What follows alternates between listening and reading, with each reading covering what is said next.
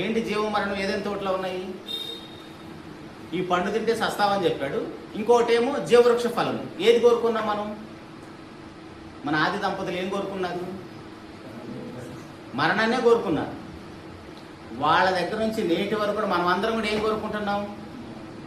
మరణాన్నే కోరుకుంటున్నాం. దేవుడేమో రెండు మన ముందు పెట్టేసి, నాయన నీకు జీవం కావాలా మరణం కావాలా, ఆశీర్వాదం కావాలా శాపం కావాలా, రెండు మన ముందు పెట్టి నువ్వేదో చూజ్ చేసుకోమని చెప్పాడు. మనకి ఏది ఇష్టంగా ఉంటుంది? అందరికీ మరణమే శాపమే ఇష్టంగా ఉంటుంది. అదేంటి?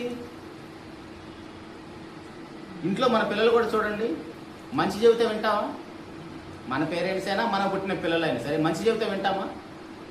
మీరు ముసలాళ్ళు అయిపోయారు, వీడు అంటున్నాడు ఆల్రెడీ నన్ను, నువ్వు ముసలాడు అయిపోయావు అన్నీ ఇలాంటి మాటలే చెప్తున్నావు అంటే మంచి అనేది పిల్లలకు కూడా అంగీకారంగా లేకపోతుంది. కారణం ఏంటి? మనలో ఉన్న పాపం.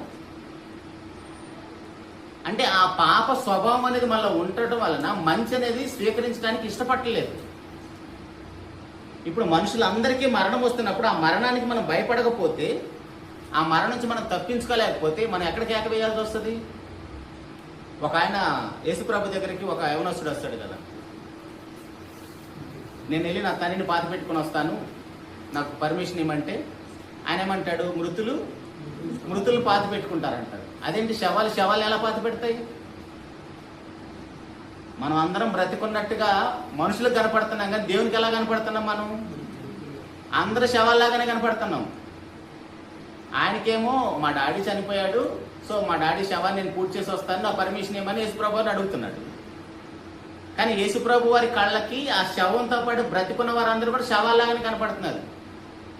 అందుకే మృతులు తమ మృతులను పాతి పెట్టుకుంటారు, నువ్వైతే నేను వచ్చి వెంబడించు. ఎందుకంటే ఆయనతో నీకు సంబంధం కట్ అయిపోయింది. శరీరంలో ఉన్నంత వరకే మనతో బంధం ఉంటుంది. ఎప్పుడైతే శరీరం నుంచి జీవం వెళ్ళిపోతుందో మనకి ఆ మనుషులతో సంబంధం కట్ అయిపోతుంది శాశ్వతంగా. ఆ శాశ్వతమైన బంధం, మన నీతిమంతులమైతే పరిశుద్ధులతో శాశ్వత బంధం ఏర్పడుతుంది.